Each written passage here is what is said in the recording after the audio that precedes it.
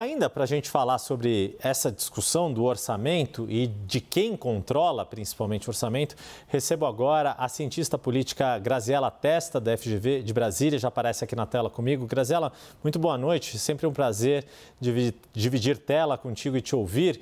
Queria pegar desse ponto que o Theo colocou, desse valor recorde das emendas parlamentares, do quanto o Congresso tomou para si, determinar o destino de uma parcela significativa dos recursos públicos, esta parcela do orçamento que não está comprometido com despesas obrigatórias, o que a gente chama de despesas discricionárias. E o quanto, proporcionalmente, é praticamente a mesma coisa do que o governo está dedicando ao seu principal projeto, não só político e de gestão, que são as obras do PAC.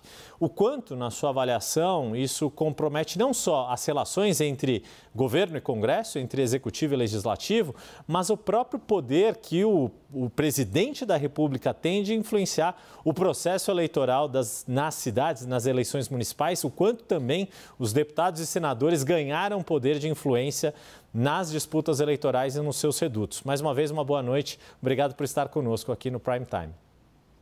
Boa noite, Uri. É uma alegria estar aqui sempre, uma grande honra.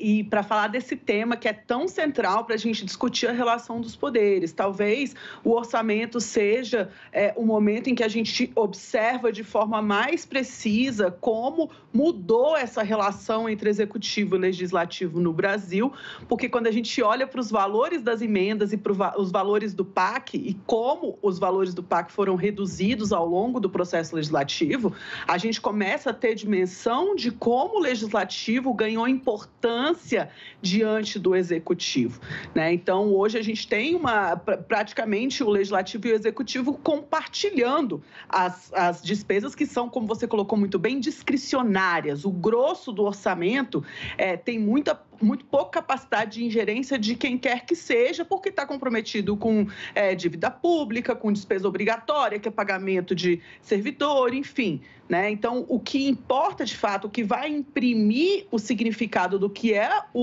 um determinado governo ou um determinado mandato parlamentar são aquelas despesas discricionárias, que é quando você escolhe aquela prioridade para determinada região, para determinado município. E essa fatia está cada vez mais na mão do Congresso, mas com uma pequena diferença que eu acho que vale a gente observar, que é o fim das emendas de relator.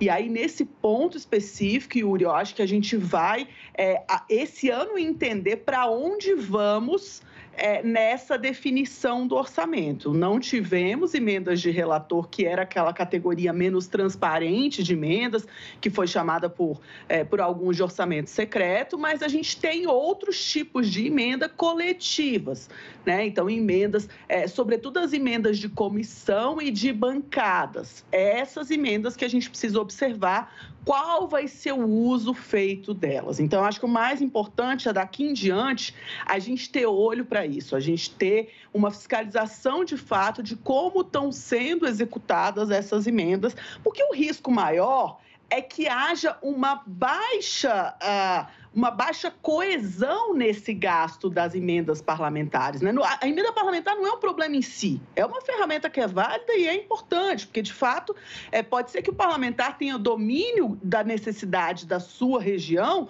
num aspecto que não está contemplado nos programas mais amplos de governo, e é para isso que elas existem. O problema é quando elas começam a comprometer a capacidade do governo conseguir executar políticas públicas mais amplas, porque elas ficam com uma fatia muito relevante. Então, se vai se manter essa fatia relevante, precisa haver um grande escrutínio público de como vai ser gasto isso tudo. Então, a gente estava falando agora da questão das chuvas e de como a falta de infraestrutura prejudica muito a situação de determinados grupos que vivem em partes da cidade.